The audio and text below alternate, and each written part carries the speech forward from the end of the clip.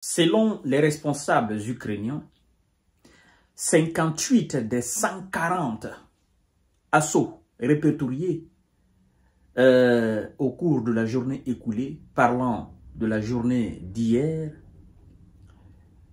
ont eu lieu autour de Pokrovsk et à Pokrovsk. 58 assauts. Uniquement la journée d'hier.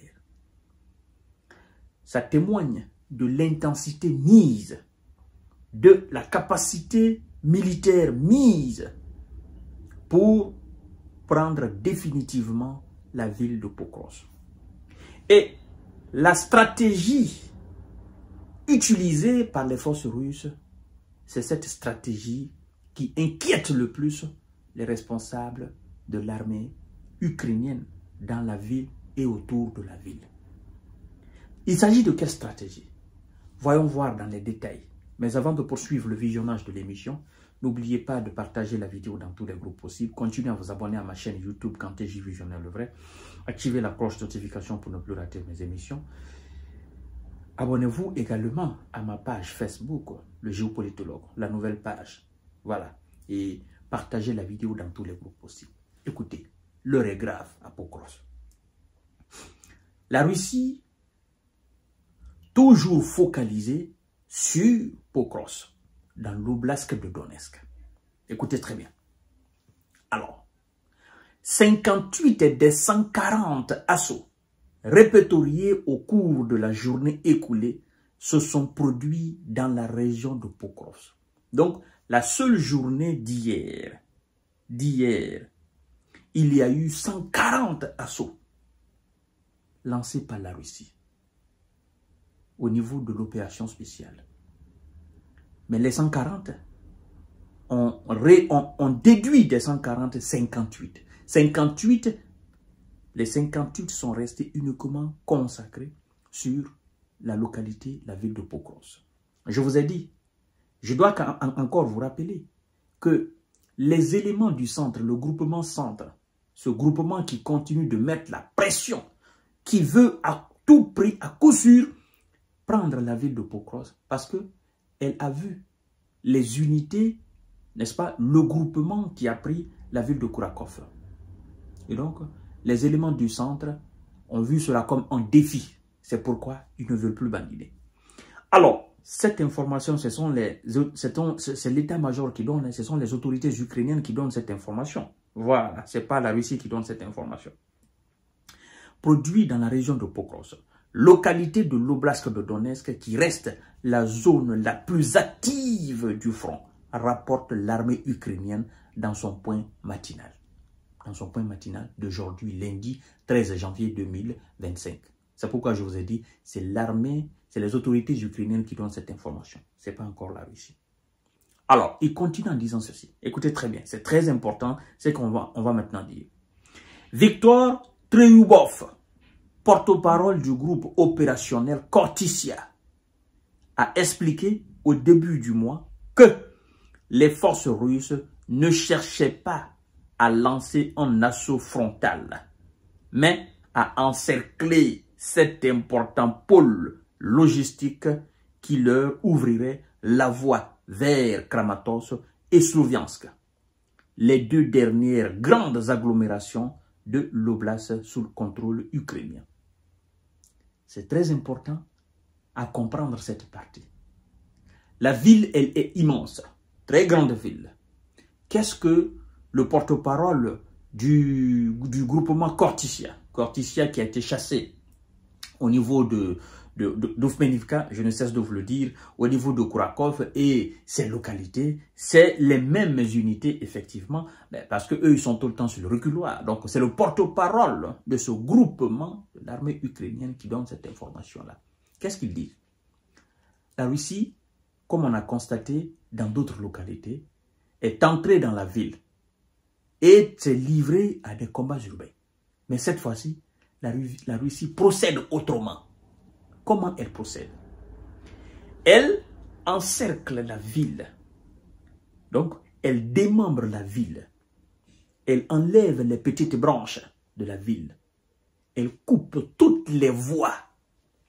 Et quand c'est comme ça, vous qui êtes à l'intérieur militaire ou quoi que ce soit, vous êtes obligé de faire quoi? Soit de vous rendre ou soit effectivement de livrer dernière bataille. Parce que s'il n'y a pas d'approvisionnement, si vous n'avez pas de nourriture, vous n'avez pas de carburant, vous n'avez pas effectivement de munitions, vous n'avez absolument rien, il n'y a personne qui vient à votre secours, écoutez, vous tombez. Et donc c'est pourquoi il dit, la Russie ne cherche pas des assauts urbains dans la ville, mais plutôt à encercler la ville. Et c'est ce qu'elle est en train exactement de faire. Alors, parce que la Russie sait qu'en mettant la main sur la ville de Pokros, dit le porte-parole, la voie elle est grandement ouverte sur la grande ville de Kramatorsk, mais aussi de Sloviansk. D'accord? Kramatorsk, je vous ai dit la fois dernière, je crois que c'est la plus grande ville de cette partie de l'Ukraine. Et c'est cette ville, forcément, si M.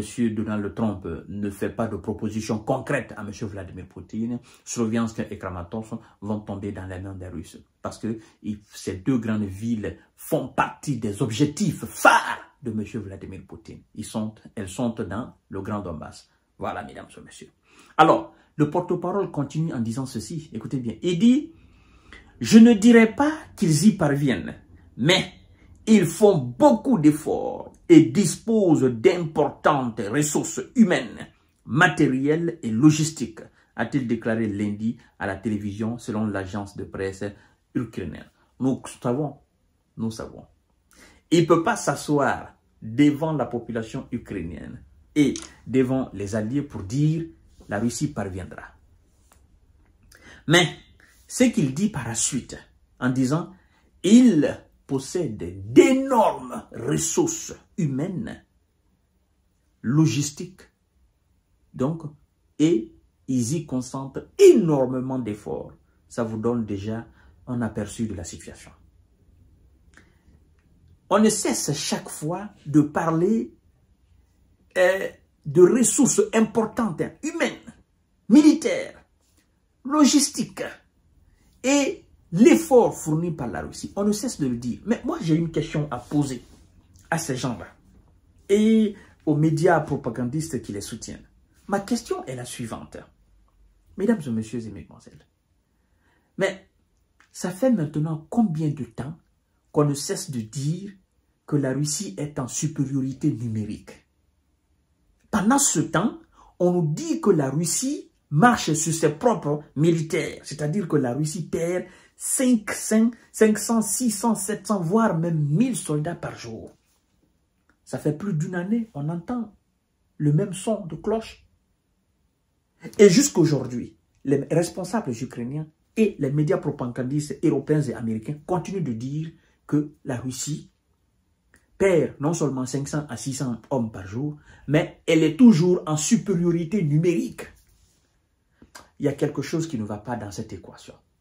Soit la Russie ne perd pas assez de soldats sur le terrain, ce qui la permet d'être tout le temps en supériorité numérique, soit la Russie perd, n'est-ce pas, autant de soldats et elle est en infériorité numérique. Mais je ne peux pas comprendre que pendant plus d'une année, parce que cette phrase a commencé, ils ont commencé à utiliser cette phrase depuis plus d'une année. Hein.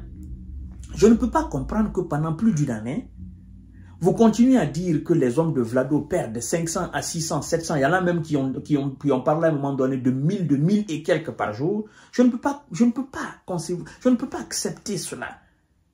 Qu'ils continuent de dire et en même temps, ils disent les soldats de M. Zelensky sont en infériorité numérique, ils sont en manque de ressources, il n'y a pas de munitions, il n'y a pas d'armes. Et de l'autre côté, la question est de savoir, la Russie fabrique-t-elle des soldats? C'est vrai, la population russe, elle est immense. C'est vrai, plus de 100 et quelques millions d'habitants. Ça, c'est vrai. Mais l'armée russe, ça ne finit pas. Si vous perdez 500 soldats par jour pendant une année, d'abord, 30 jours, ça vous donne combien? En 12 mois, ça vous donne combien? Les 365 jours ou 366 jours, ça vous donne combien en termes de perte de soldats? Si vous perdez en moins de 500 soldats par jour, mesdames et messieurs, Et les combats, ils ne l'ont pas arrêté jusqu'à présent. Depuis que ça a commencé, ils ne l'ont pas arrêté jusqu'à présent. Et c'est elle qui domine, c'est elle qui avance, c'est elle qui prend l'initiative, c'est elle qui capture, c'est elle qui prend les localités, c'est elle qui chasse, c'est elle qui brise les positions, c'est elle qui s'avance dans les lignes défensives, effectivement, de M. Zelenko et de ses supplétifs occidentaux. Arrêtez de mentir, s'il vous plaît. Arrêtez de mentir. C'est les hommes de Zelenko et ses supplétifs, ces merceaux, qui perdent énormément de S par jour. Énormément de S par jour. On ne peut même pas dénombrer. On ne peut pas compter. Parce qu'il faut qu'ils perdent pour que les Russes prennent des positions. Les Russes prennent des localités, prennent des villes, prennent des villages. Il faut qu'eux, ils perdent. Il faut qu'ils soient envoyés au repos définitif. Il faut qu'ils reculent, qu'ils fuient. Alors, entre quelqu'un qui recule, quelqu'un qui fuit et quelqu'un qui avance, qui est-ce qui perd? C'est vous qui fuyez. Parce que si vous ne fuyez pas, les autres ne prennent pas vos positions. Mais je sais quelque chose. L'empire du mensonge, comme a dit Vladimir Poutine, c'est bien l'Occident. Ce n'est pas la Russie. Je vous reviens tout à l'heure pour notre série d'informations et de décortiquage. Et nous allons parler ici même sur cette chaîne YouTube, la prise de Pokros. Voilà.